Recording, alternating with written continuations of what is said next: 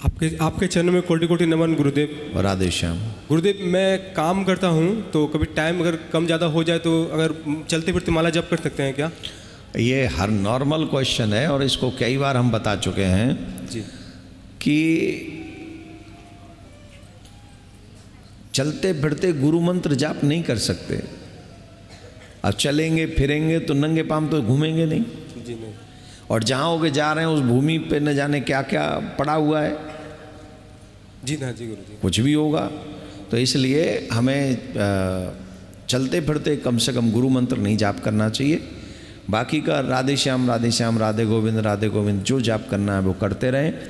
पर गुरु मंत्र जो है वो आसन पर बैठकर जल लेकर बैठकर ही उसका संकल्प करके उसका जाप करना चाहिए। उसका लाभ ज़्यादा होगा। ठीक है, धन्यवाद। राधे श्याम।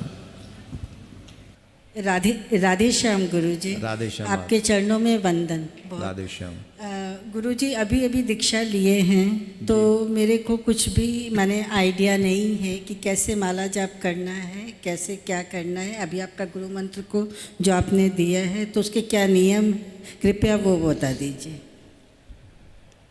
सुबह स्नान के बाद, भगवान को स्नान कराने के बाद, उनको भोग लगाने के बाद आसन पे बैठें, जल लेकर बैठें, हाथ में जल लें, संकल्प करें अपना नाम अपना गोत्र और हम अपने गुरु मंत्र का जाप कर रहे हैं ऐसा भाव मन में रख के वो जल पृथ्वी पे छोड़ दें। उसके बाद में माला लें, माला को भी माथे से लगाएं और फिर जो गुरु मंत्र दिया है उस माला की तो सबको पता ही होगा, ये उंगली उससे ये फर्स्ट फिंगर टच नहीं होनी चाहिए, ये बाहर निकल जाएगी। और मोस्टली ये 3 काउंट करेंगे अंदर जाके और प्रत्येक मनके पे पूरा मंत्र बोलना है। प्रत्येक मनके पे जो मंत्र आपको मिला है वो 2 लाइन का मंत्र है। यस। तो वो एक मनके पे एक मंत्र बोलना है। ऐसी 16 माला करनी है। और जब माला पूरी हो जाए तो फिर हाथ में जल लें, अपना नाम अपना गोत्र स्मरण करें और फिर वो जल लेकर कहें कि ये जो भी मंत्र हमने जाप किया है ये प्रियाकांत जी के चरणों में समर्पित करते हैं। ऐसे करके जब फिर जल छोड़ दिया, उसके बाद में जल लिया, आसन के नीचे छोड़ा, इंद्राय नमः शक्राय नमः ओम सत्कृतवे नमः। अगर ये ना भी बोले आपसे ज़्यादा तो इंद्राय नमः कह के जल को आसन के नीचे छोड़ देना चाहिए। क्यों छोड़ना चाहिए ये समझ लीजिए।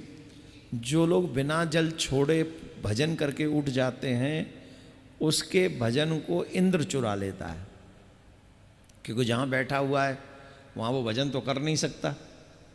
तो आपने जल छोड़े बिना अगर भजन छोड़ दिया, बिना जल छोड़े आप उठ गए तो आपके पुण्य से वो भोग करेगा और आपका पुण्य जो है वो आपको नहीं लगेगा, क्योंकि वो चुरा ले गया।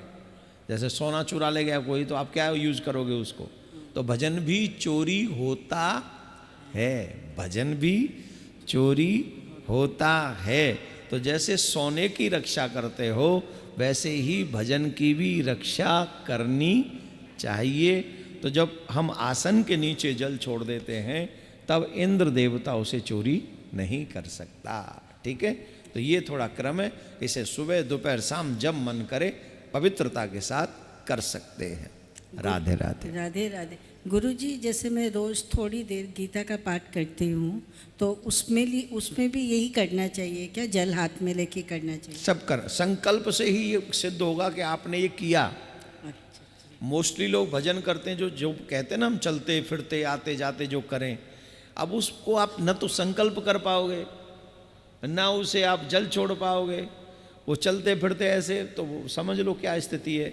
मोस्टली भगवान का नाम तो कभी भी ले सकते हैं, इसमें कोई संशय नहीं है, पर फिर भी जो आपको संचित करना है उसको भी संयमित होके संभालना चाहिए। तो ये हम गुरुदेव। राधे श्याम। बहुत बहुत धन्यवाद। प्रणाम गुरुजी। राधे राधे। राधे श्याम। गुरुजी, हम ऐसा क्या करें जिससे हमारा मन निर्मल हो और हमारे मन में राधे गोविंद के चरणों के प्रति निष्काम प्रेम बढ़ता जाए। गुरुजी, मेरे से 16 माला रोज नहीं हो पाती है। पहले वही करना शुरू करो। पहले वही करना शुरू करो। देखो जितना हम भगवान का नाम लेंगे, जैसे हमारे ऊपर बहुत कचरा पड़ा हुआ है, बहुत ज़्यादा कचरा पड़ा हुआ, बहुत ज़्यादा, तो आप क्या करोगे? कैसे साफ करोगे? नाम जप करके। ऊपर तुम्हारे कचरा पड़ा हुआ, नाम जब से साफ करोगे? ऊपर नहीं, स्नान करके। स्नान में जल ज़्यादा डालना पड़ेगा ना। भाई आप होली के दिनों में रंग लग जाता है, तो नॉर्मल डेज में ज़्यादा जल लगता है नहाने में कि होली के दिन में? क्यों लगता है? क्योंकि उस दिन रंग जमा पड़ा है। ठीक वैसे ही जन्म जन्मांतर के पाप का रंग हमारे मन पे जमा हुआ है, और जब तक वो पाप का रंग हल्का नहीं पड़ेगा तब तक मन निर्मल नहीं होगा। तो वो मन निर्मल होगा कैसे? बोले ज़्यादा नाम जाप करने से। जैसे ज़्यादा जल डालेंगे तो शरीर शुद्ध हो जाएगा, वैसे ही ज़्यादा नाम जाप करेंगे तो हमारा हृदय शुद्ध हो जाएगा, निर्मल हो जाएगा। तो नाम ही एक ऐसा उपाय है जिससे आप अपने मन को भी निर्मल कर सकते हैं, भगवत भक्ति भी आपको प्राप्त हो सकती है, और आपका कल्याण भी होगा। ठाकुर जी दर्शन भी करेंगे, प्रिया प्रीतम की भक्ति भी मिलेगी। लेकिन आलस्य इतना है कि न तो हम लोग माला जाप ज़्यादा कर पाते हैं, और ना ही हम लोग वो थोड़े एक्टिविटी जो भगवान की सेवा में हो सकती हैं कर सकते हैं, जिससे भगवत प्राप्ति हो सकती है, हम वो भी नहीं कर पाते हैं, तो वो भी थोड़ी मुश्किल होती है। तो नाम जाप ही एकमात्र उपाय है। ठीक है, राधे श्याम। राधे श्याम। गुरुदेव चरणे दासी सादर कोटि कोटि वो पतो ही तू बंगला बोलेगी हमें खाकर। हाँ पूछो मैया। हम लिए हैं दीक्षा 17 साल में। 17 साल में? हाँ 2017 में। इधर आके मेरा लड़की है इधर, हम धनबाद में रहते हैं। हाँ हम शरणागति मंत्र लेने आपको पास गए हैं इधर से, तो वो कुछ दिन बहुत अच्छा ही थे, अभी कुछ शरीर भी ठीक नहीं होता है मेरा। ये शरणागति मंत्र का एक तो कार्ड आप दिए है ना, तो कार्ड को इधर उधर को हम तो भटकना पड़ता है। आप तो सभी जानते हैं गुरुदेव, आप कुछ ठीक ही कर दीजिए, जब हम ठीक से संसार। हमको बहुत इच्छा है प्रसाद दे के खाएंगे, लेकिन नहीं हो पाता है हमको। अभी बहुत ही है सब लड़का लोग नहीं करने देते हैं, बोले उम्र हो गया ये होगा, और तबीयत भी ठीक नहीं चल रहा है कुछ दिन से। आज इस बार हमारा बहुत ही हुआ धनबाद जाने के बाद, हम गुरुदेव से ही किए जो अच्छा कर दीजिए हम जा सके कोलकाता।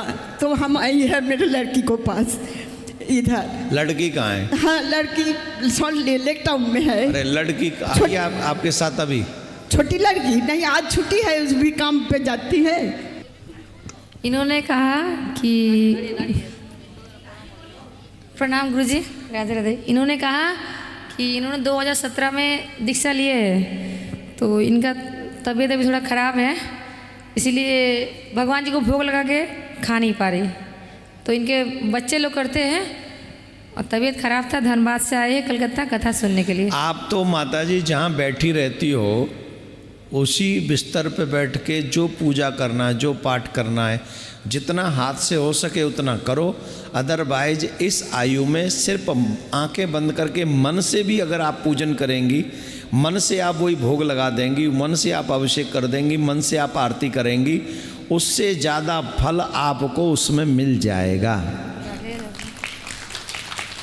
शरीर वर्क न कर रहा हो तब मानसिक पूजा प्रारंभ कर देनी चाहिए। ठीक है, सच जो ये खाएंगे, कड़ी खाएंगे।